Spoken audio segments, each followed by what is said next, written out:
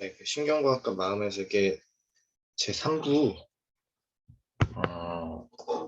이제 범주화가 뭔지 개념이 뭔지 기억이 뭔지 그에 대해서 좀 다뤄볼 생각인데 일단 저번에 했던 몇몇 개의 선택이라거나 그리고 신경 다윈주의에 대해서 다시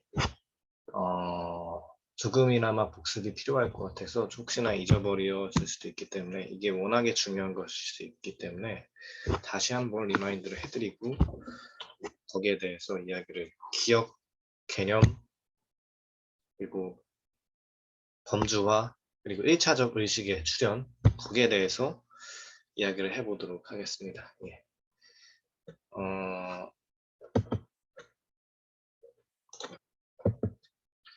일단 TNGS의 세 가지 기본 교리를 제가 말씀드렸는데 이거는 세 가지 첫 번째 발생 선택하고 두 번째 경험 선택하고 세 번째 재입력 지도화 이렇게 세 가지 기본 교리가 있다고 제가 말씀을 드린 바가 있죠. 발생 선택은 그야말로 세포적인 단위에서 세포가 어떻게 발생되느냐 세포가 인공세포 인공신경망들이 연결되는 것처럼 그렇게 바이너리한 이분법적으로 이렇게 옆에 오른쪽에 나와 있는 것처럼 이거는 인공신경망 artificial network, artificial neural network 이런 것처럼 이런 종류들은 이분법적으로 역치가 설정되어 있는데 반해서 이 왼쪽에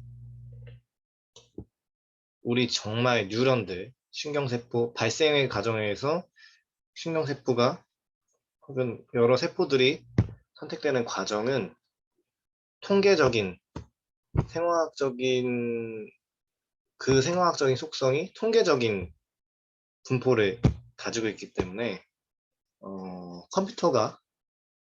컴퓨터적인 마음이라고 보기에는 어렵다라는 이야기를 한 적도 있었죠.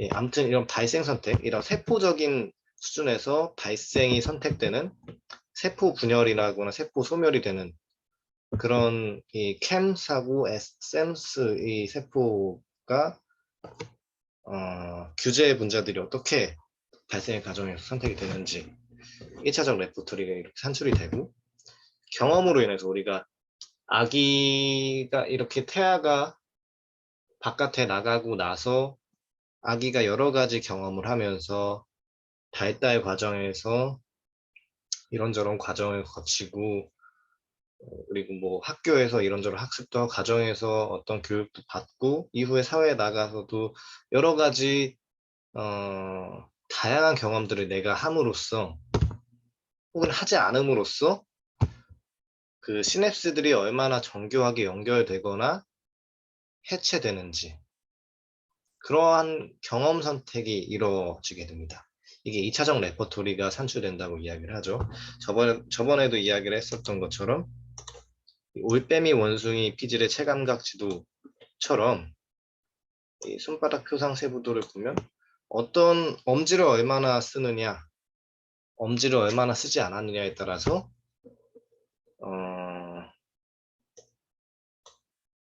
체감각 지도 영역들이 서로 그 너비가 서로 달라졌다는 것을 알 수 있습니다. 그러니까 얼마나 내가 그 손가락을 얼마나 많이 썼느냐 혹은 내가 발가락 혹은 뭐 팔 혹은 여타의 허벅지 종아리 근육들을 내가 얼마나 어떻게 썼느냐에 따라서 거기에 대한 뇌의 표상 지도, 체감각 지도의 넓이가 물리적으로 정말 달라질 수도 있다.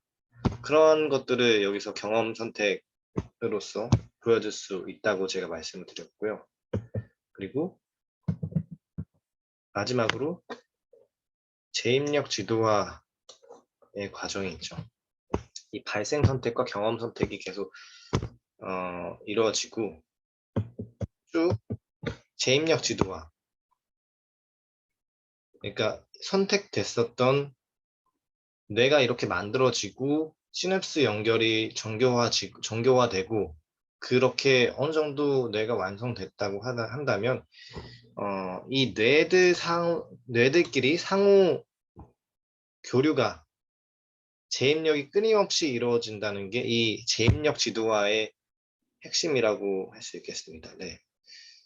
DLPFC도 있고 PM, 프리모터 에리아, 프라이머리 모터 프라이머리 이 그 운동 1차 피질 여기도 여기 그런 다양한 뇌의 피질들이 혹은 영역들이 서로 연결이 되고 연합고리로서 연결이 되고 운동고리로서 연결이 되고 변형고리로서 연결이 되고 굉장히 정교하게 끊임없이 교류가 되고 재입력이 되고 여기서만 했었던 그 입력이 여기에다가 보충이 되기도 하고 끊임없이 보완을 하면서 감각들이 서로 통합이 되고 연결이 되는 재입력 지도화의 모습이 이런 과정이라고 볼 수 있겠습니다. 네, 그래서 TNGS의 세 가지 기본 교리 간단하게 좀 훑어봤고 이것이 굉장히 중요합니다. 그래서 이 세 가지 기본 교리만의 바탕으로 의식, 1차적 의식, 기억, 범주화, 개념의 출현, 컨셉, 그리고 1차적 의식의 출현, 고차적 의식, 그리고 셀프 그런 모든 과정들을 기본적으로 원리적으로는 이 세 가지 기본 교리에서 벗어나지 않는 선에서 다 설명하겠다는 게 에델만의 신경다인주의, TNGS, 뉴런 집단 선택설 이론이라고 할 수 있겠습니다. 생명체의 시작으로부터 아인슈타인까지, 바흐까지, 그러니까 from bacteria to 바흐. 박테리아 때부터 어떻게 이런 의식을 단순한 의식도 아니고 고차원적인 자기를 인식할 수 있고 이런 이론적인 이야기까지도 체계적인 이론까지도 성립해서 이야기를 할 수 있는 그 인간의 고차적인 의식이 어떻게 출현하게 됐는지 이 세 가지 기본 교리를 통해서 말을 하겠다는 거죠. 예, 그래서 오늘은 기억에 대해서 10장에서 먼저 기억에 대해서 나오죠.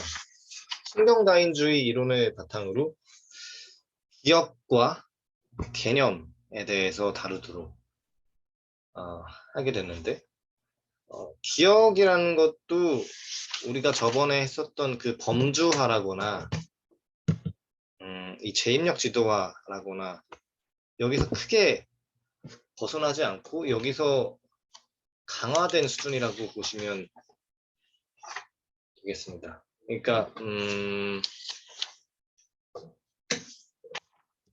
저번에 범주화, 지각의 범주화 그런 것들에 대해서 이야기를 했었는데 그 것들이 특수하게 강화가 돼서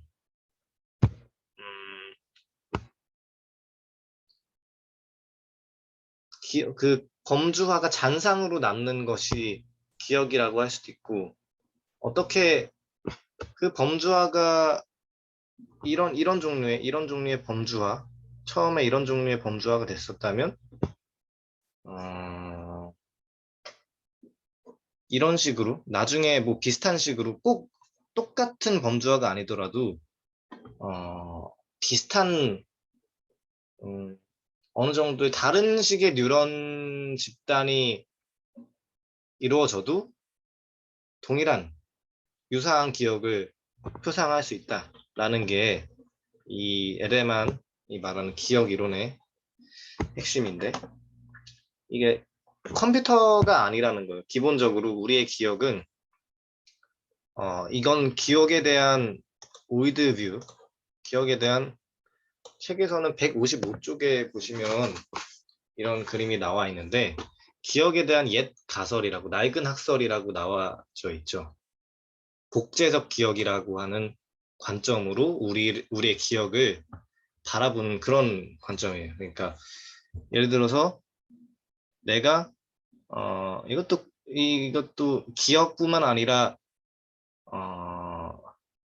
우리 멘탈 컨텐트 그러니까 심성 내용 그 우리의 그 생각이라는 게 디지털적인 방식으로 이루어져 있다는 생각이 더 확장돼서 기억에까지 적용된 오류이기도 한데 생각이 일단 구물론적으로 그러니까 신텍스적으로 컴퓨테이셔널적으로 그러니까 계산론적으로 이루어져 있느냐 그건 여전히 논란에 있는 생각이고 에데마는 이러한 생각에 반대하는데 그러한 생각의 기반으로 쭉 여기까지 이어져서 기억에까지 확장된 오류인데 만약에 1101, 111100 뭐 이런 식의 내가 생각을 했다. 비슷한 종류의 생각을 했다. 그러면 여기서도 여기서 인풋을 이렇게 넣으면 아웃풋도 이렇게 나와야 되고 뭐 그런 식으로 똑같이 복제가 되어야 된다. 라는 식의 이론이 낡은 학설, 복제적 기억이라는 관점을 가진 낡은 학설이라면 우리 뉴뷰는 사실 뭐 뉴뷰라고 하기에도 좀 이제 오래된 이제 정설로 굳어진 그런 학설이긴 하지만 역동적 기억이라는 특성을 가지고 있죠. 이렇게 전면적 지도화가 재입력 지도화를 통해서 전면적 지도화가 되고 다 그 모든 뇌의 영역들이 서로 아주 복잡하게 정교하게 이렇게 연결되고 서로 상호 연결이 된 그런 상태라는 게 이 기억 이론이라면 이런 게 범주화 이론이라면 마찬가지로 여기서도 reentrant map 여기 재입력 지도라고 나와 있는데 어떤 특정한 기억을 했을 때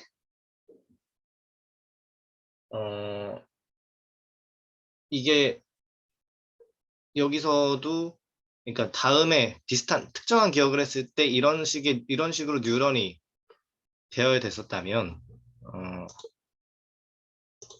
이런 식으로 뉴런이 배열됐었다면 시간이 지나고 비슷한 입력이 들어왔을 때 비슷한 뭐 자라보고 놀라는 것은 뭐 소뚜껑 보고 놀란다고 이게 자라보고 소뚜껑 봤을 때 비슷한 소뚜껑을 보거나 혹은 진짜 자라를 봤을 때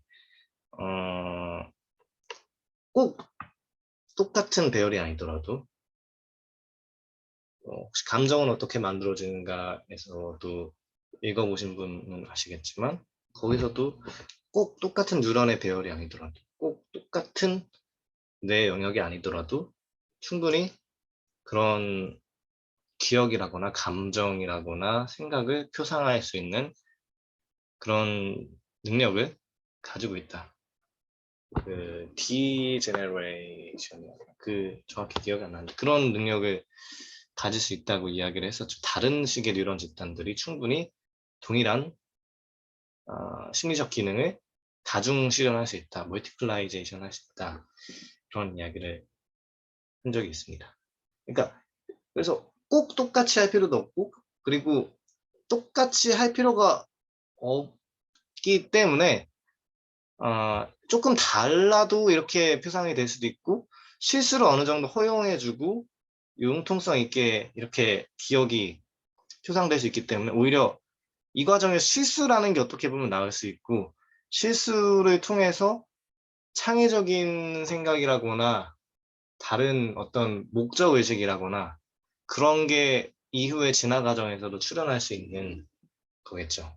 그래서 이 기억이라는 게 있는 그대로 우리가 테이프 조각을 너무 옛날 얘기지만 비디오 테이프 조각을 CD 테이프 조각을 있는 그대로 씹어 먹어서 그냥 복제해서 넣는 것도 아니고, 세계를 있는 그대로 볼 수 있는 것도 아니고, 우리가 계속해서 해석하는 과정 속에서, 범주화하는 과정 속에서 기억이 형성이 되고, 그 기억을 또 바탕으로 계속 범주화를 하고 개념을 만들고, 뭐 그런 과정이 기억이고, 그런 과정이 우리의 의식이고, 의식의 필연적인 속성이라는 거를 여기서 계속 이야기를 합니다. 계속해서 재범주화를 하는 거예요. 계속해서 이렇게.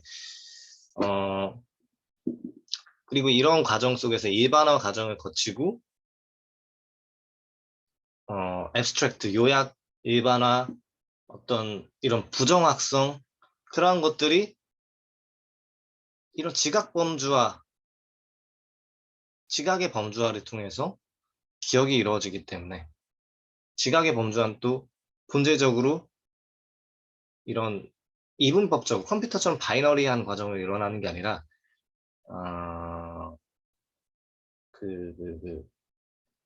개연적으로, 통계적으로 이루어진다는 그 이야기를 하려고 여기서 이야기를 한 건데, 네. 아무튼 여기서 그 기억에 대한 낡은 학설이 틀렸다라는 이야기를 했고, 그리고 새로운 학설을 통해서 기억에 대해서 기억은 본질적으로 지속적인 그런 재범주화 과정을 통해서 계속해서 세상의 리카테고라이제이션, 계속해서 해석하고 재범주화하는 과정 속에서 발생을 한다. 뭐 그런 식의 이야기를 하려고 이런 이야기를 했고, 그리고 그 해부학적인, 아주 심플한 해부학적인 이야기를 하려고 합니다. 이거 정도는 좀 아시면 아셔야 되지 않을까라는 생각으로 그 에덴만이 이야기를 한 거기도 하고, 제 생각에는 이 정도는 알면 좋지 않을까 생각을 합니다. 일단 순서대로 이야기를 하면 세레벨럼, 여기가 손해죠.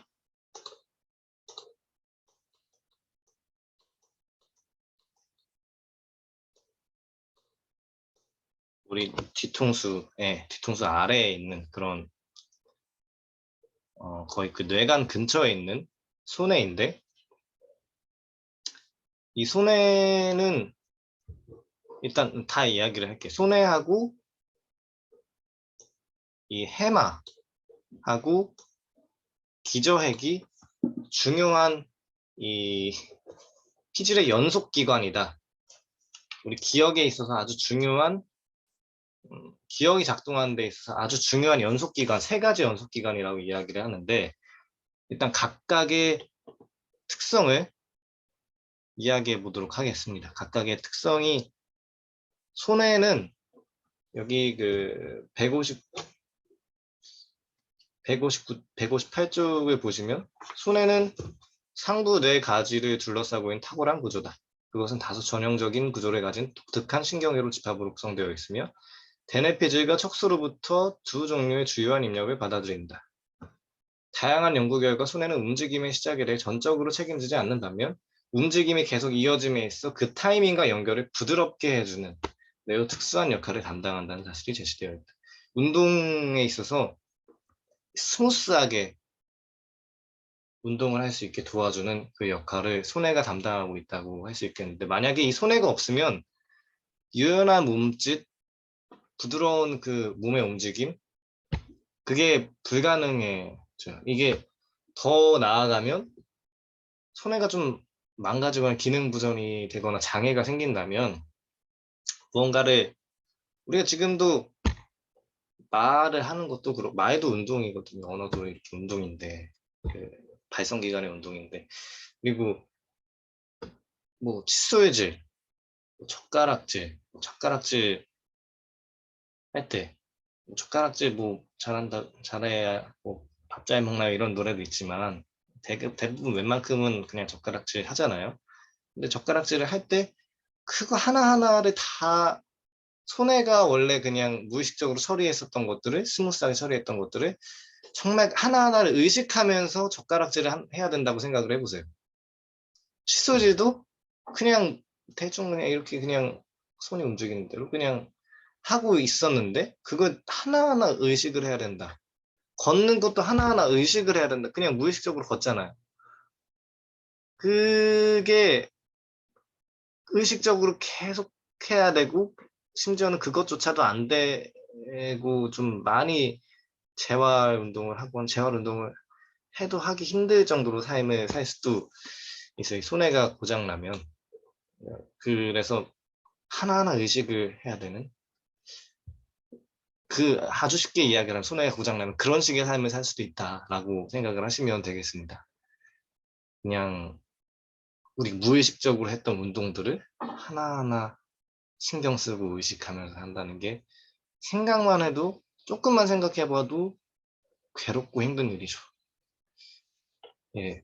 손에는 그런 식의 부드러운 운동, 스무스한 그런 타이밍, 연결, 그런 운동에 연결을 해준다고 생각을 하시면 되겠고, 여기에 있는 그 베이절 강글리아는 기저핵인데, 기저핵이라고 번역이 됐는데, 뇌저신경절이라고 여기서는 역주로 달려있던데, 보통 기저핵이라고 많이 하죠. 기저핵, 여기에 있는 그 기저핵은 써져 있는 것처럼 일련의 운동을 장기적으로 실행하는 일을 운동 프로그램이라 하는데 이것이 기저핵에 의존한다고 써져 있어요. 눈이나 신체 움직임에 포함되어 있는 일련의 평행회로 내에 있는 대뇌피질에 연결되어 있는데 행동 계획이라거나 정서, 그리고 움직임을 계획하고 운동 출력의 유형과 연속을 결정하는 데 참여하는 듯하다라고 쓰여져 있죠.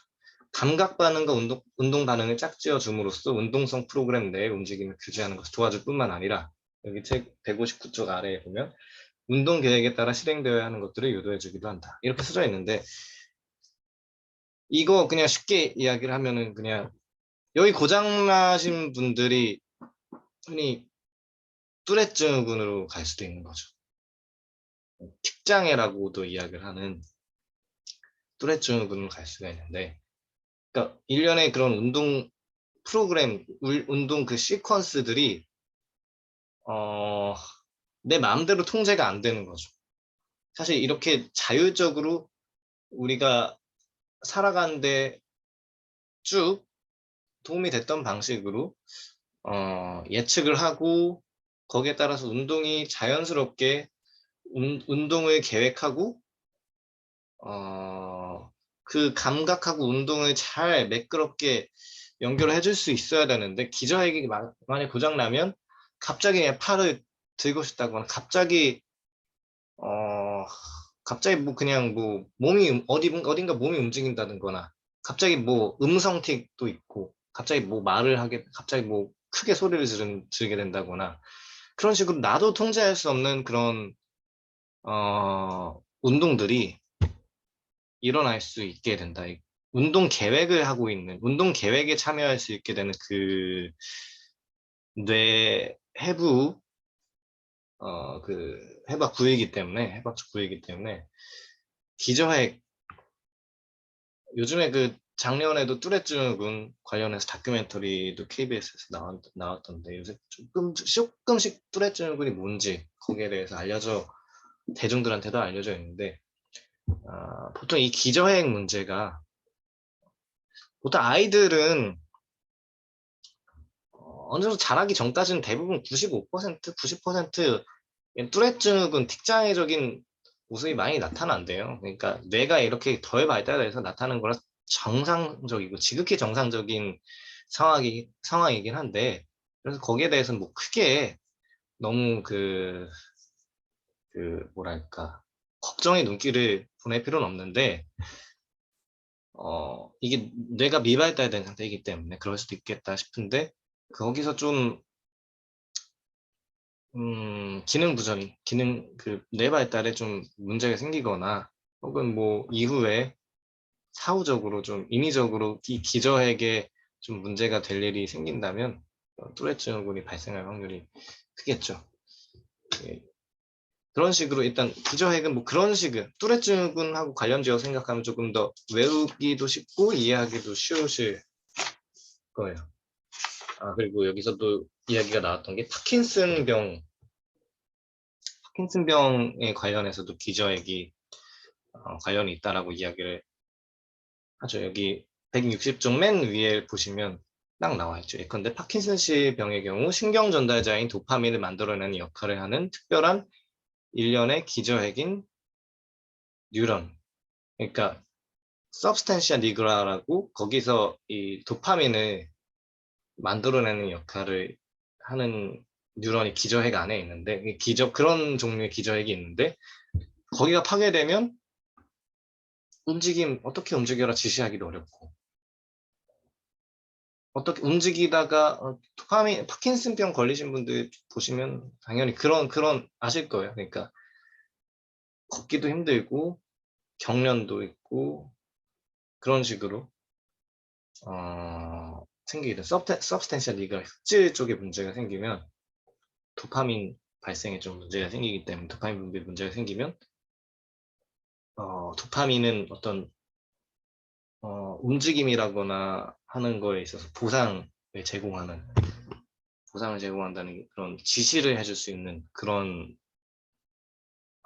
물질이기 때문에 거기가 고장나면은 이런 제대로 움직이지 못해요. 제대로 움직이는데 힘이 들죠. 그래서 손에 기저핵 그리고 히포캄퍼스 여기 그 해마는 많이들 아실 거예요. 뭐 이런 해부학에 관심이 없더라도 뭐 기억과 관련된 것이다라고 다들 뭐 그렇게 생각을 하죠. 그러니까 단기 기억을 여기 해마의 주특성은 단기 기억을 장기 기억으로 확립시키는데 중요한 역할을 담당한다. 측두역 쪽에 있고 그래서 이 C자형 모양을 가지고 있어서 이런 식의 모양을 가지고 있어서 그래서 이런 해마처럼 생겼다. 그래서 바다의 말이라는 뜻을 히포캄퍼스라고 하는 게 바다에 있는 말, 해마라는 뜻이죠. 그래서 이런 뜻을 가지고 있는데 이런 그 단기 기억에서 장기 기억으로 가는데 중요하다. 이 정도까지만 이야기를 해도 될 것 같아요. 여기 그래서 잘 정리되어 있는 부분이 161쪽 맨 아래 문단에 심리적 기능을 수행함에 있어 서로 다른 뇌 구조와 뇌 역학의 상호작용적인 역할을 강조하기 위해서 뇌의 해부학적 사항과 생리학적 사항들을 몇 가지 언급해요. 손해 혹은 그와 비슷한 기관이 진화하지 않았다면 부드럽게 조정된 움직임과 빠른 움직임은 위태롭게 되었을 것이다. 아까도 말씀드렸다시피 그런 스무스한 움직임이 안 됐겠죠. 이 손해가 고장났다면 그리고 기저핵과 그것의 특수한 해부학적 구도가 없다면 동물은 한 가지 계획 내의 움직임에 전체적인 조화를 이뤄낼 수 없을 것이다. 운동을 할 때 이 기저핵이 고장난다면 아까도 말씀드렸다시피 뚜레증후군이 생길 수도 있고 그런 파킨슨씨 병 기저핵에 있는 서브스텐시아 니그라 쪽이 파괴되면 주로 파킨슨 병이 생겨서 움직임의 전체적인 조화를 이룰 수 없는 뜬금없는 행동을 하게 된다거나 아니면 행동이 전혀 절제가 행동이 내 마음대로 통제가 안 된다거나 그런 식으로 될 수가 있겠고 그리고 해마에 의해 제공된 기능들이 없었다면 여기 히포캄퍼스 즉각적인 것과 연구에 저장된 것들 사이의 시간 범위 내에서 일어나는 범주와의 전체 행렬은 연결될 수 없을 것이다. 그러니까 범주화라는 게 기본적으로 기억이 있어야 되고 그 기억을 바탕으로 어떻게 이걸 해석을 하고 이 어떤 사건, 세계에 대한 해석을 하는 과정이 있어야 되는 건데 아예 이 단기 기억에서 장기 기억으로 넘어가게 하는 해마의 역할이 없다면 기억들이 쌓일 수도 없겠고 그 기억의 연속성조차 가질 수도 없기 때문에 일관적인 장기 기억을 가지지도 못하고 그 속에서 제대로 된 범주화 과정이 일어날 수 없을 것이다. 이런 이야기를 이런 식의 중요한 역할을 해마가 담당하고 있다고 보시면 되겠고, 이 세 가지 베이절 갱글리아, 그 세레블럼, 그 손에 히포캄퍼스, 해마, 이 세 가지 연속기관이 기억을 하는 데 있어서 굉장히 중요하다. 기억을 어떻게 기억을 하고 그 기억이 범주화와 연결되는 데 있어서 굉장히 중요하다라고 생각을 하시면 되겠습니다. 이게 TNGS 뉴런 집단 선택설의 입장에서 어떠한 교리도 더 덧붙이지 않으면서 설명을 하는 그 과정이라고 보시면 되겠는데, 그래서 지각의 범주화를 통해서 기억이라는 게 일어나고, 그리고 그걸 통해서 개념이라는 것이 발생했다. 개념이라는 것도 그렇게 그렇게 어려운 이야기는 아니고, 여기 책에 보면은 162쪽 맨 아래에 개념을 가질 수 있는 동물은 사물이나 행동을 식별하고 이 식별을 전제로 다소 일반적인 방식으로 행위를 규제한다. 이런 인식은 반드시 관계적이어야 한다. 즉, 이런 인식은 범주화 과정을 촉발시키는 자극이 없을지라도 하나의 지각 범주화를 명백하게는 관련이 없는 다른 범주화에 연결시킬 수 있어야 한다. 물체, 위나 아래, 내부 등과 같은 일반적인 속성,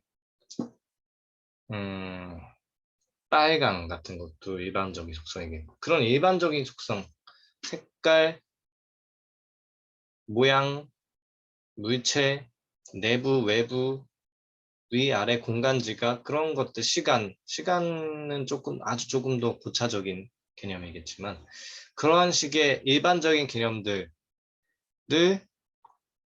우리는 언어를 획득하기 이전부터 쭉 가지고 있었다. 동물들도 이런 개념들을 가지고 있거든요. 동물들이 그러니까 가지고 있는데, 다만 우리 언어를 가진, 조금 더 다음 시간에 해야 될 이야기를 조금 더 먼저 말씀드리자면, 우리는 언어를 가진 우리 인간들은 그 개념들이 아주 폭발적으로 증가를 했고, 그리고 그 과정을 통해서 사회와의 관계 속에서 또 사회적 개념들, 사회적 실제들이 어마어마하게 구성됐다, 만들어졌다 라고 보시면, 그런 식으로 고차적 개념들이 만들어졌다고 볼 수 있겠죠. 그래서 이런 개념 범주화는 지각의 범주화가 이제 외부 자극에 대해서 해석을 하고 범주화를 하는 과정이라고 할 수 있겠다면, 그 개념의 범주화는 여기 이렇게 쭉 만들어진 이 뇌 안에서 스스로 그 활동에 의해서 지도를 형성한다라고 이야기를 하죠. 그러니까 뇌 안에서 스스로 범주화를 해내는 거예요. 범주화의 범주화 과정이라고 보시면 되겠죠. 메타 범주화.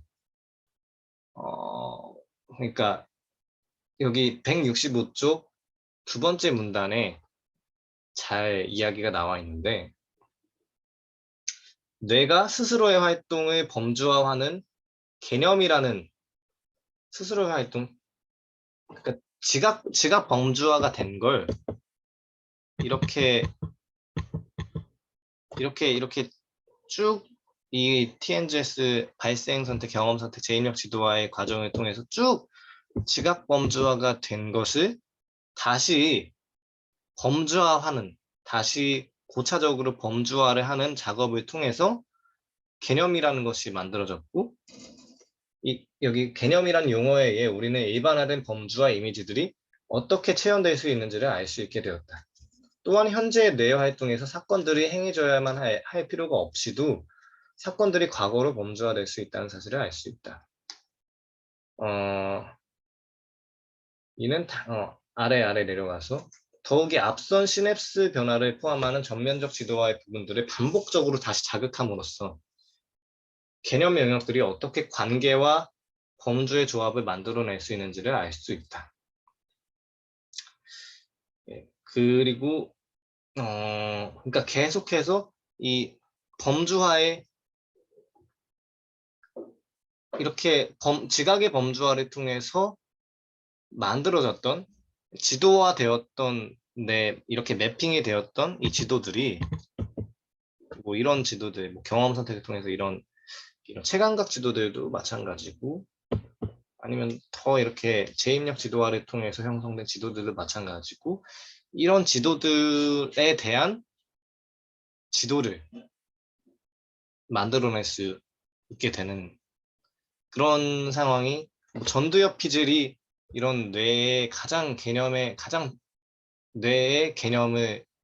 뇌의 개념 중추를 맡고 있는 가장 중요한 기관이라고 이야기를 하죠. 가장 흔히 말하듯이 전두엽에서 이성적인 사고 뭐 그런 이야기 하잖아요. 뭐 전두엽만 이성적인 사고를 담당하느냐, 뭐 아니면 이성과 감정이 그렇게 이분법적인 것이냐 이런 얘기는 있을 수 있겠지만 개념적인 것에 중추를 담고 있는 부위다. 개념적인 것에 중추를 담당하고 있는 곳이 전두엽이다. 이런 얘기 정도는 충분히 이야기를 할 수 있겠죠.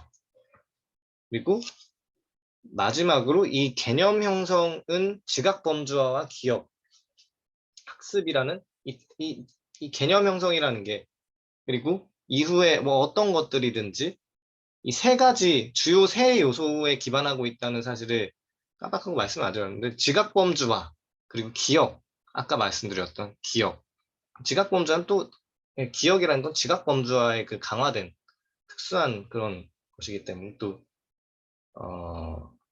뭐 본질적으로 비슷한 것이라고 할 수 있겠는데 그 지각 범주화 기억 그리고 학습 이런 주요 세 요소에 기반하기 때문에 그 속성상 지향적일 수밖에 없다. 이 개념이라는 것도 마찬가지로 어떤 표상을 하든지 어떤 일반적인 상황, 물체, 어떤 위, 아래, 그리고 뭐 내부, 외부 뭐 그러한 것들을 우리가 떠올릴 때 본질적으로 어떤 지향적일 수밖에 없는 어떠한 것에 대해서 지향적인 의식을 담고 있을 수밖에 없기 때문에 나중에 의식이라는 부분에 대해서 이야기를 할 때 더 좀 그 중요한 설명이 될 수 있죠.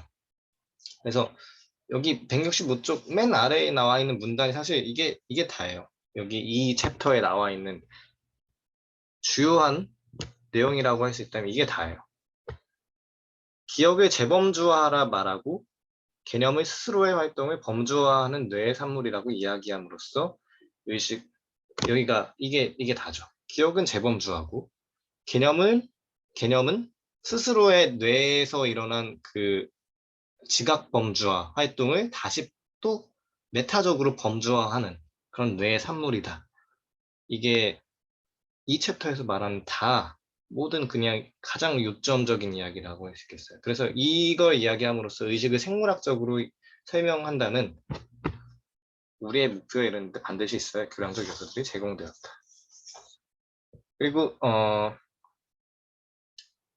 이런 개념의 범주화가 일어나는 그런 수행되는 곳은 전두엽, 측두엽, 부정엽이다. 뭐 이런 식의 이야기는 조금 이따가 더 구체적으로 할 때 더 이야기를 해도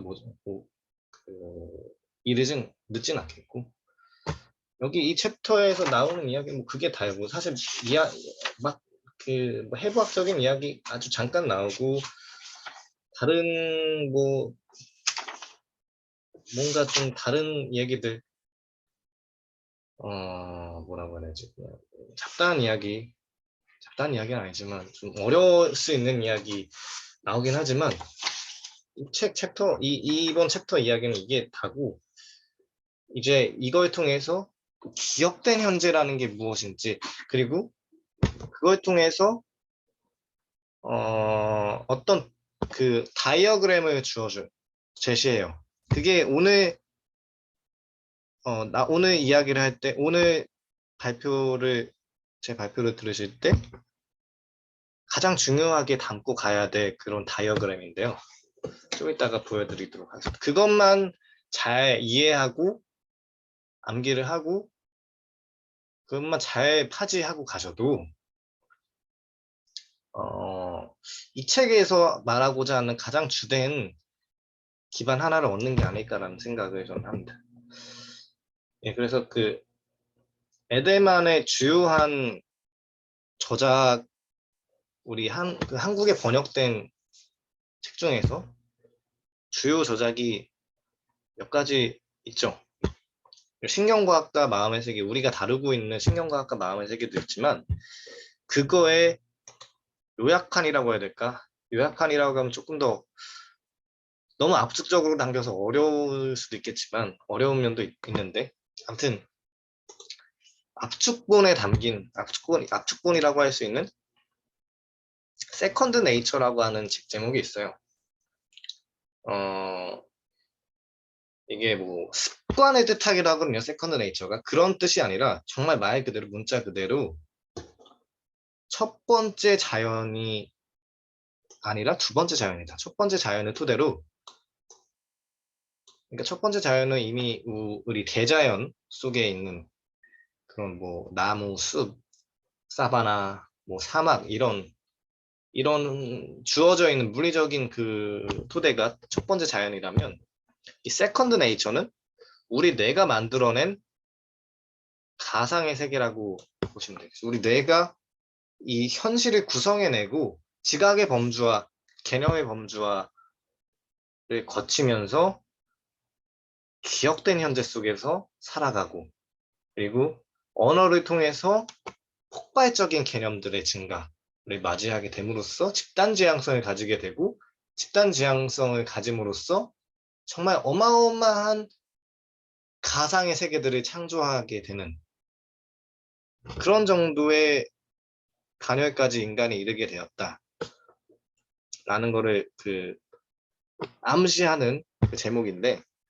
이게 더 내려가서 이제 감정은 어떻게 만들어지는가라는 책을 낸 리사 펠드만 베럿에게까지도 영향을 주기도 한 아주 중요한 관점 및 그 견해라고 보시면 되겠습니다. 그러니까 이걸 통해서 이런 세컨드 네이처를 통해서 우리가 만들어낸 우리가 지금 보고 있고 감각하고 지각하고 경험하고 있는 체험하고 있는 이 모든 세계가 내 뇌가 만들어낸 세계라는 것을 철저하게 인식하고 이해한다는 게 정말 중요할 것이다. 인생을 살아갈 때도 정말 중요하지 않을까라는 생각을 이야기하고 싶습니다. 그렇게 생각하면 조금 더 덜 휘둘리게 되고 내가 만들어낸 내가 구성해낸 세계구나 라는 생각을 좀 할 수 있게 되기 때문에 좀 덜 저의 바람이지만 덜 휘둘리지 않을까라는 생각을 합니다. 그래서 뇌과학을 배우는 이유 중 하나 그냥 단순히 그냥 연구자들만 그런 뇌과학을 배우는 게 중요한 게 아니라 단순히 정말 마음을 수양하고자 하는 사람들에게 있어서도 이런 뇌과학을 배운다는 게 정말 중요하다고 생각하는 거죠. 하나입니다. 그래서 기억이란 무엇인가? 기억을 찾아서라고 하는 에릭 캔델 노벨상 수상자이기도 한 그 사람의 자서전격되면서도 기억을 어떻게 연구하게 되는 그 과정을 연구한 그런 책이기도 한데 기억이란 무엇인가? 그리고 지금 현재를 살고 있는 현재를 이렇게 의식하고 있는 나는 기억이 없다면 과연 어떨 것인가? 이렇게 내가 의식을 하고 존재할 수 있겠다는 게 가능한가? 전혀 불가능하죠.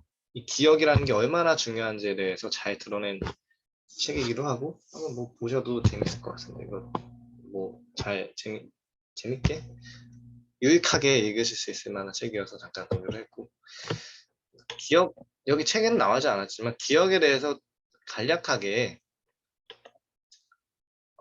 그 분류를 하고 말씀을 드리는 게 좋을 것 같아서 간단하게 분류를 했습니다. 기억이란 무엇인가? 시간 경과에 따른 기준으로 분류를 하자면 단기 기억, 장기 기억으로 분류를 할 수 있겠고, 장기 기억 중에서도 뇌형 기억, 암묵 기억 이렇게 나뉘어질 수도 있겠죠. 그러니까 단기 기억은 뭐냐면 우리가 그냥 단기 기억이라고 하면 정말 뭐 짧은 순간에 그냥 오늘 했었던 기억 혹은 뭐 오늘 내일 뭐 짧은 뭐 2, 3일 전에 있었던 일까지 단기 기억이라고 생각하는 경향이 있는데 그런 게 아니라 작업 기억이라고 생각하시면 돼요. 작업 기억이 뭐냐면 또 그냥 지금 우리 의식에 담고 있는 너 그런 이런 뭐 제 누가 당신한테 누가 나한테 너 1, 2, 14 3.14159까지 파이의 그 숫자를 기억해봐 라고 하면 맞아 3.14159 라고 제 뇌 의식에서 그거를 붙잡으려고 노력을 하겠죠. 그게 작업 기억이에요. 아주 그 단순하게 이야기하면 그 작업 기억이고 지금 내 마음속에 담고 있는 그걸 외우려고 혹은 뭐 그거를 좀 의식하려고 하는 그 마음속에 담고 있는 그 내용 이게 단기 기억이라고 보시면 되고 작업 기억이라고 보시면 되고 장기 기억은 정말 우리가 언제든지 꺼냈을 수 있는 그런 그러니까 언제든지 꺼냈을 수 있는 현금 같은 그런 거라고 꺼냈을 수 있다. 암묵 기억이라는 게 뭐 그렇게 명시적으로 꺼낼 수 있는 건 아니지만 아무튼 내가 언제 무슨 경험을 했고 어떤 체험을 했고 그런 일화가 있었고 그런 에피소드가 있었고 여기서 이게 일화 기억이죠. 그게 외형 기억 중 하나고 이게 그리고 이 일화 기억이 좀 굳으면 시멘틱 메모리 뭔가 지식에 대한 기억 그때 뭔가 그 일화라는 게 계속 에피소드가 굳으면 진짜 역사적인 지식이 될 수도 있잖아요. 그러니까 아무리 감정이 좀 굳은 감정이 좀 배제된 상태에서 그때 이게 좀 요약이 되고 일반화가 돼서 아까 그 지각의 범주와 개념의 범주화가 된 상태에서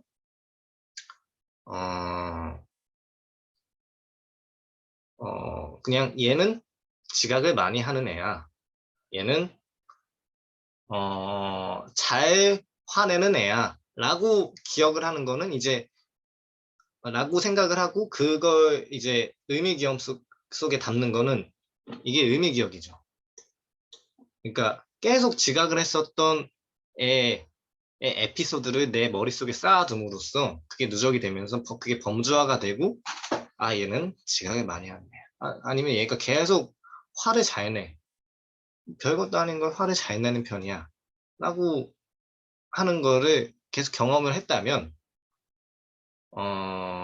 그 애는 화를 잘 내는 애야라고 이렇게 일반화를 해서 그 의미를 기억을 하겠죠. 감정이 좀 조금 배제된 상태에서 완전히 배제될 수는 없겠지만 그리고 이 절차 기억은 우리가 비즈 공예를 하거나 자수를 하거나 요리를 하거나 어떤 스케이트보드를 타거나 수영을 하거나 이런 몸으로 하는 그런 기억들 그런 것들을 절차 기억이라고 보시면 되겠고 뭐 운동도 걷는 것도 절차 기억이에요. 아주 단순한 아까도 말씀드렸다시피 손해라거나 그런 기저핵이 많이 주로 담당하고 있는 그 기억이 절차 기억이라고 보시면 되겠습니다. 우리 운동이 얼마나 매끄럽게 이렇게 이어지고 얼마나 통제된 운동 얼마나 계획적인 운동 속에서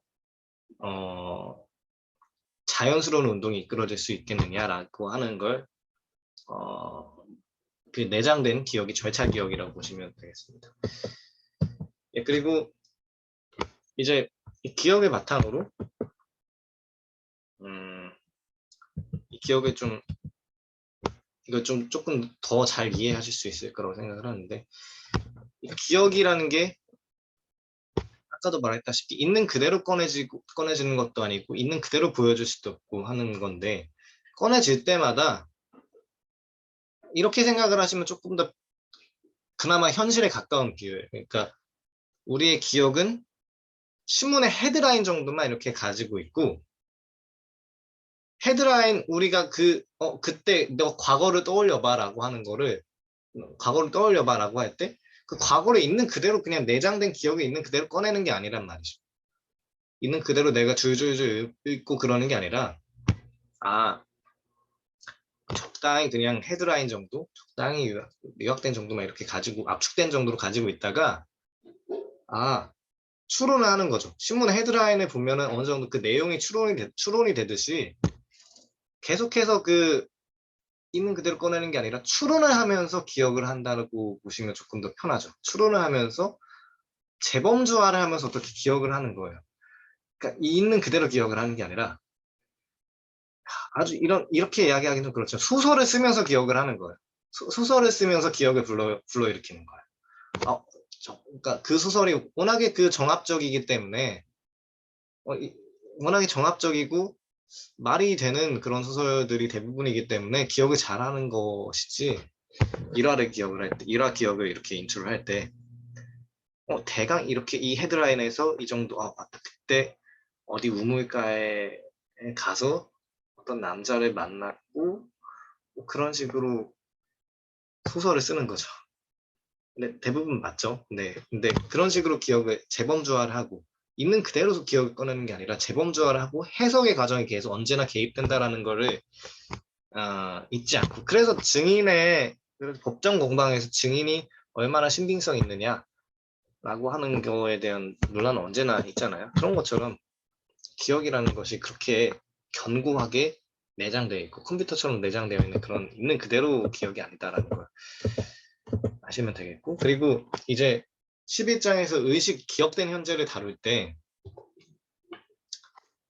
1차적 의식, 고차원적 의식 이런 이야기를 하지만 1차적 의식과 고차적 의식 이 168쪽에 구분이 나와 있는데 세 번째 문단에 1차적 의식은 세계의 사물들을 정신적으로 자각하는 상태 즉 현재의 심상을 갖는 상태다. 그리고 조금 더 내려가서 반면 고차원적 의식에는 자기 자신의 행동이나 감정에 대해 사고하는 주체에 의한 재인이 포함된다. 그것은 개인적인 모델을 그리고 현재는 물론 과거와 미래의 모델을 체현한다. 좀 어렵게 이야기가 나와 있지만 1차적 의식은 우리가 그냥 세계의 사물들을 그냥 자각하는 상태. 그냥 세계가 그냥 어떻게 되는구나. 그냥 이렇게 현재에 속박되어 있는 상태라고 보시면 돼요. 근데 현재에 갇혀 있는 거예요. 대부분의 동물들은, 대부분의 짐승들은 현재에 갇혀 있는 상태고, 우리 인간은 언어가 거기에 덧붙여짐으로써 내 자신이 뭔지, 나란 무엇인가 이런 질문을 하잖아요. 우리 인간이. 내 존재란 무엇인가? 나란 무엇인가? 이 세상이란 무엇인가? 막 이런 메타인지도 하면서 동시에 과거나 미래에 대한 그런 생각까지도 할 수 있게 되는. 그래서 우리가 우울증이라는 거, 그래서 우리가 공황장애, 불안장애라는 것도 어떻게 보면 고차적인 의식이 있기 때문에 생기는 것이기도 하죠. 그러니까 이게 우울증이라는 게 워낙에 다른 스펙트럼이 좀 있긴 하지만 거칠게 이야기를 하자면 과거에 갇혀 있는 상태가 우울증일 수도 있고 우울증이라 할 수도 있고 너무 불안해서 미래가 어떻게 될까 어떻게 될까 어떻게 될까 이런 식의 상태가 거기에 갇혀 있는 상태 미래에 갇혀 있는 상태가 불안이라고 할 수 있다면 이 고차적인 의식이 있기 때문에 사실은 가능한 거거든요. 이걸 어떻게 잘 활용하느냐에 따라서 긍정적으로 될 수도 있고 부정적으로 거기에 갇혀 있게 될 수도 있겠지만 이 언어라는 것을 통해서 세련된 개념들이 아주 전폭적으로 증가를 하면서 나라는 개념도 가지고 과거나 미래라는 세련된 개념도 가짐으로써 고차적인 의식이 등장했다. 그리고 이런 제가 저번에도 공유했었던 퀄리아라고 하는 말로 표현할 수 없는 그런 감정까지도 등장하게 되었다. 퀄리아 감각질이라고 여기는 그 번역이 되어 있는데 감각질이라고 하는 것이 있을 정도로 아주 여기도 어떤 붉은색 그러니까 예를 들어서 외계인이 있는데 그 아주 단적인 예시로 박쥐는 어떻게 느끼는가? 박쥐는 어떻게 시간 감각을 느끼는가? 우린 전혀 뭔가 알 수 없을 것 같잖아요, 정말. 박쥐는 정말 초음파를 통해서 시간 공간 감각을 느끼는 셈이고, 우리는 뭔가 다른 느낌일 텐데, 그런 박쥐에 대한 아무리 그 해부학적 지식, 신경과학적 지식, 생리학적 지식, 생화학적 지식 다 알아도, 거기에 대한 진화계통 분류학 다 알아도 박쥐가 가지고 있을 것 같은 그런 세밀한 그런 거기 박쥐는 말은 할 수 없지만 그런 그 박쥐만의 그 느낌을 우리가 접근하거나 알 수는 없을 거라고 생각을 하잖아요. 그런 것도 그런 것을 퀄리아 감각질이라고 이야기를 하는데 이것을 어떻게 이게 우리의 가장 의식의 가장 주요한 문제이기로 아직 그렇게 많이 풀리지 않은 그런 주요한 문제 중 하나인데 이 감각질까지 고려를 해야 정말 중대한 의식에 대한 이론이 나올 수도 있다라고 에델만은 강조를 하죠. 물론 이 감각질을 그냥 묵살하고 없는 셈 치고 진행할 것을 좀 강조하는 제거주의적 관점이 있긴 한데 그것이 그렇게 승리할 수 있겠느냐에 대한 회의적인 관점도 가지고 있고 아무튼 에델만은 이런 감각질을 설명할 수 있어야 되는 이론 동시에 그리고 물리학적 모든 세계와 모든 내 생리학적인 그런 과정들은 물리학적인 세계관 내에서 위반되지 않는 차원에서 이루어진다. 그리고 진화론적 가설. 그냥 내 몸뚱아리 마음은 진화론적으로 이루어져 있다라는 이 세 가지 가설. 물리학적 가설, 진화론적 가설, 감각적 가설. 이 세 가지 가설을 통해서 의식을 설명하려고 합니다. 그러니까 순수하게 물리학적인 관점에서는 지향성이라는 게 없기 때문에 진화론적이라는 것을 받아들이고 그리고 감각질이라는 것을 그러니까 완전히 배제하고서는 우리 의식을 충분히 설명할 수 없기 때문에 감각질, 이런 말로 표현할 수 없는 감정이 어떠한 것인가에 대해 그 정체가 무엇인가에 대해서 끊임없이 탐구를 해야 된다고 이야기를 하기로 하죠.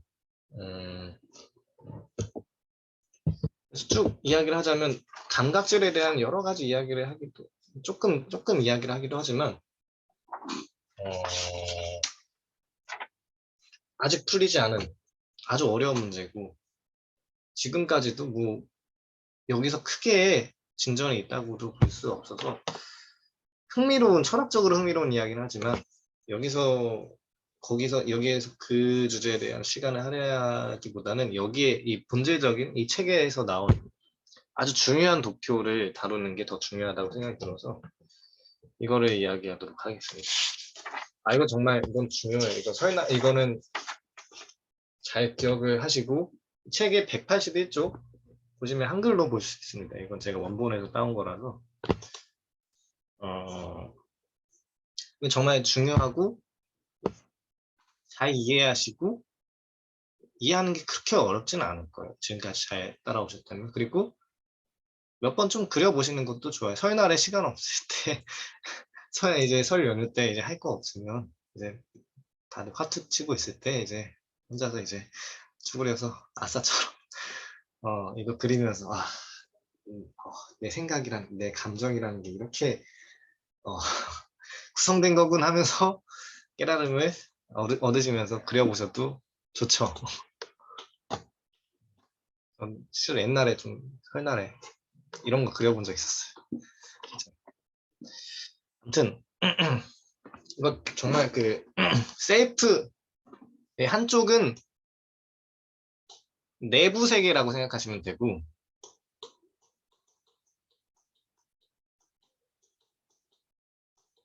여기 이 바깥쪽은 이 논셀프는 외부 세계라고 생각하시면 편합니다. 월드, 세계라고 생각하시면 되고 이 내부의 항상적 시스템에 대한 정보가 여기서 제공이 되는 것이다 라고 이야기를 하는 거예요. 이거는 어디서 일어나냐? 뇌간에서 일어나고 시상하부에서 일어나고 책은 번역이 다르게 돼 있네. 뇌간하고 해마라고 돼 있는데 하이포살라무스 시상하부에서 일어나고 그리고 자율신경 중추에서 일어난다 라고 보시면 되겠습니다. 책이 번역이 잘못된 거. 해마도 맞긴 한데 해마는 여기 있는데 근데 번역이 잘못된 것 같아요. 아무리 봐도 그냥 왠지 그냥 발음이 비슷해서 하이포 해마 네 아무리 봐도 이게 하이포 히포 살라무스 하이포 캄퍼스 뭔가 이 발음이 번역을 하다가 졸다가 번역을 하고 그런 건지 발음이 약간 비슷해서 해마라고 번역을 하신 것 같은데 이거 시상하고 맞는 것 같아요. 네, 아무튼 이 뇌간 우리 옛날에 배웠죠. 뇌간에서 주요한 뭐 여기 숨 쉬는 거 뇌간하고 여러 변연계 여기 변연계까지 여기 합쳐져 있다고 이야기를 하는데 뇌간 플러스 대뇌 변연계가 있을 때 숨 쉬는 거, 호흡, 장애 활동, 심장 박동, 그리고 수면, 성적인 거 여기서 다 주관이 돼요. 다 주관이 되고 여기서 항상계에 대한 그런 정보를 여기다 보냅니다. 여기서 이렇게 이것이 보내서 해마 그리고 편도체 중격 중내 세텀 에리아 중격 영역에다가 보내죠. 이것이 우리 감정은 어떻게 만들어지는가를 보셨다면 신체 예산에 대한 정보를 보내는 거라고 생각을 하셔도 무방합니다. 이게 책에는 안 나와 있지만 이건 신체 예산이에요. 그냥 누가 뭐래도 이건 신체 예산에 대한 정보를 여기다가 보내는 거예요. 이건 감정을 어떻게 만들어지는가를 보시면 이게 오버랩이 된다는 거를 아주 정확히 볼 수 있어요. 신체 예산이 여기다가 뇌간과 자율중추 시상하부에서 예측한다고 해야 되나? 여기서 내 상태에 대해서 내 신체 상태, 내가 지금 피곤한지 뭐 컨디션 좋은지 내 심장 상태가 어떤지 뭐 내 장애 상태가 어떤지 대략적으로 요약을 해서 내 신체 예산 잘 비유의 일종의 그러니까 좀 처음 들으신 분은 그러니까 내 신체에 대한 상태 신체에 대한 대략적인 상태를 신체 예산이라고 표현하자면 뭐 장부가 얼마나 빠져나가 신체에 있는 에너지 같은 거라고 생각하시면 돼요. 그 신체 예산이 어떤 정도의 상태로 있는지를 여기 해마 편도체 중격에다가 여기다 보내는 거예요. 여기다 보내서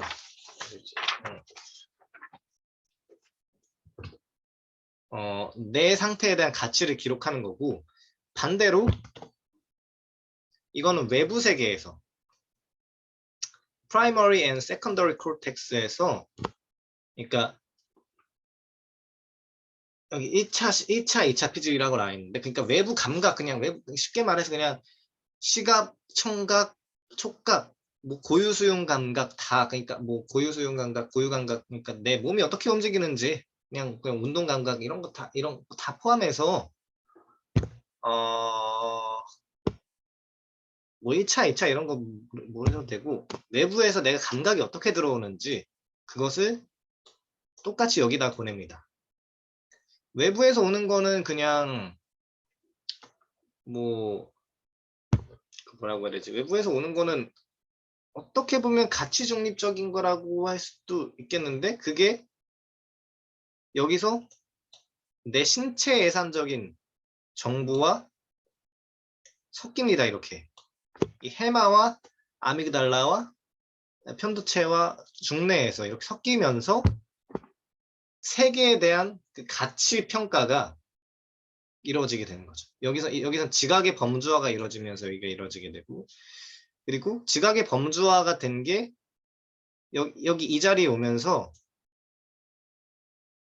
신체 예산과 지각의 범주화가 이루어지는 그 정보들이 섞이면서 가치 평가, 세상에 대한 그 가치 평가가 여기서 이루어지게 여기서 좀 많이 이루어지게 됩니다.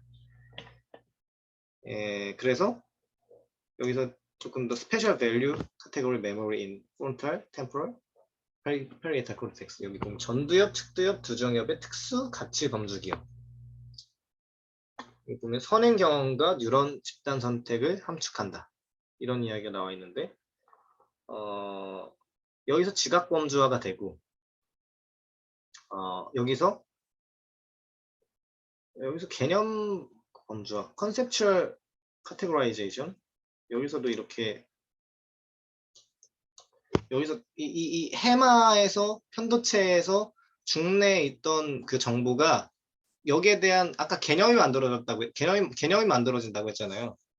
개념이 전두엽, 측두엽, 두정엽에서 특수하게 일어난다고 했는데 거기에 대한 그 지각의 범주화에 대한 또 메타적인 범주화, 메타적인 그 상위적인 그 지도에 대한 지도를 만든다. 그 작업이 여기 전두엽, 측두엽, 두정엽에서 이루어진다고 했다면 여기서 그 정보가 아래로 와서 이루어지게 되는 거죠. 이게 좀 전달이 되시면 좋겠는데 이게 개념 범주화가 이루어지게 되는 거라고 보시면 되겠습니다. 개념 범주, 컨셉추얼 카테고라이제이션. 그냥 한글로 어떻게 그냥 화질이 낮지만 좀 찍어서 한글로 그냥 핸드폰으로 찍어서 가지고 올까라는 후회도 살짝 드는데 다들 영어로 보니까 더 잘 이해가. 아무튼 그리고 여기 이 화살표 아래에서 이렇게 되고 여기서 그 탑다운이 되고 위에서 아래로 가고 아래에서 위로 올라가고 이 과정이 어떻게 보면 인지심리학에서 여기는 탑다운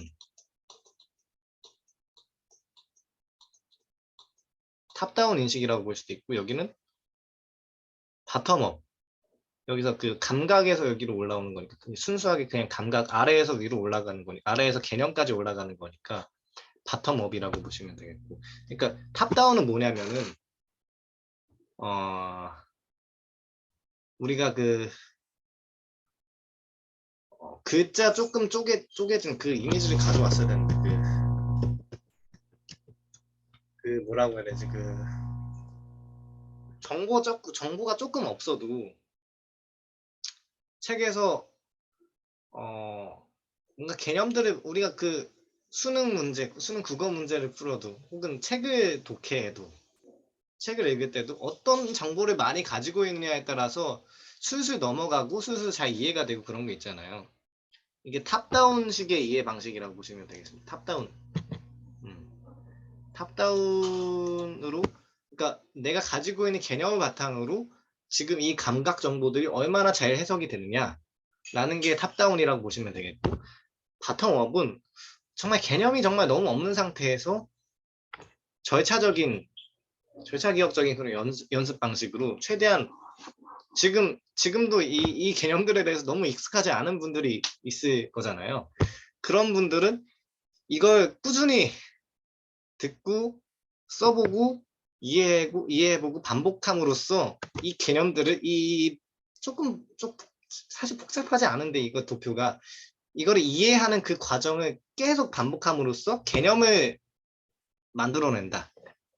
이렇게 개념을 만들어낸다. 이게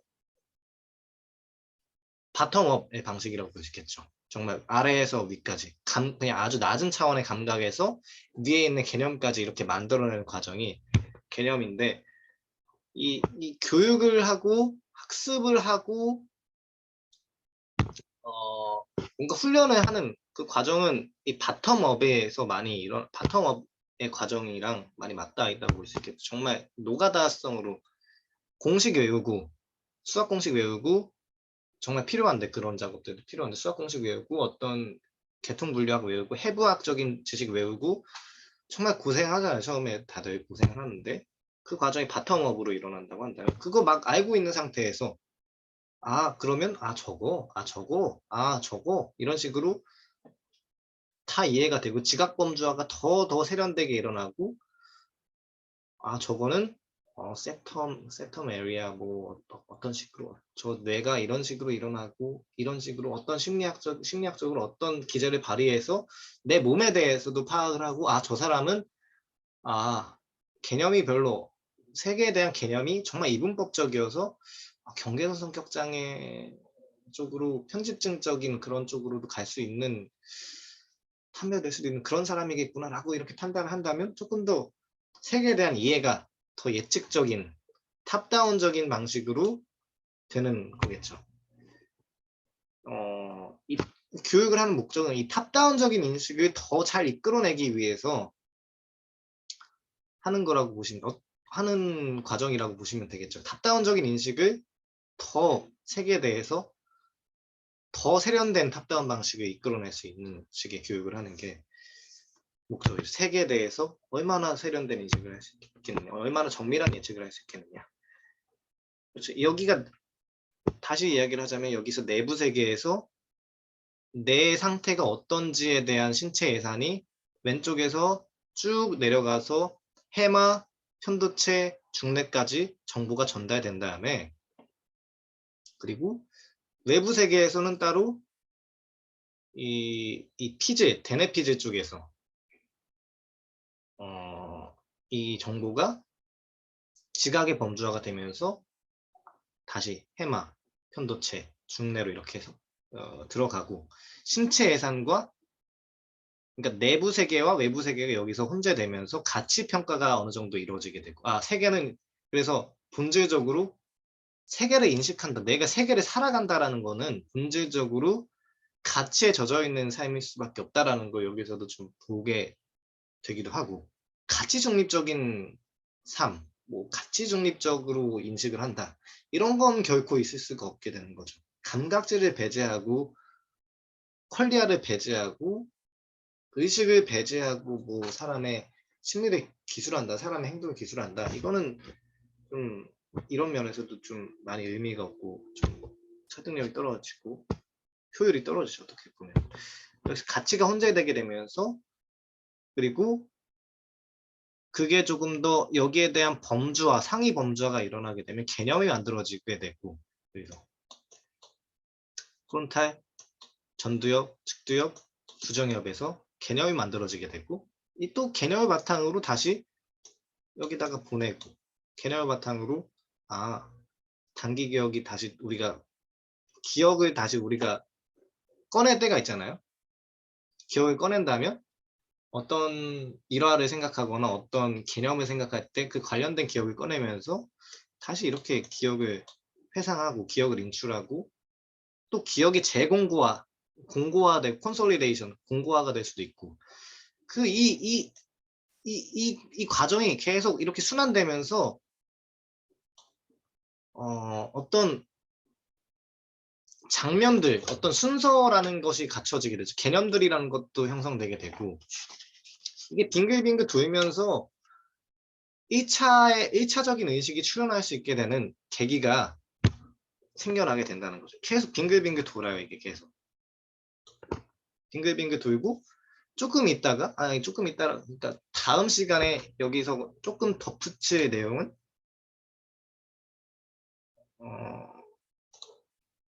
여기다 그냥 언어만 추가되면 언어 브로카 뭐 베르니케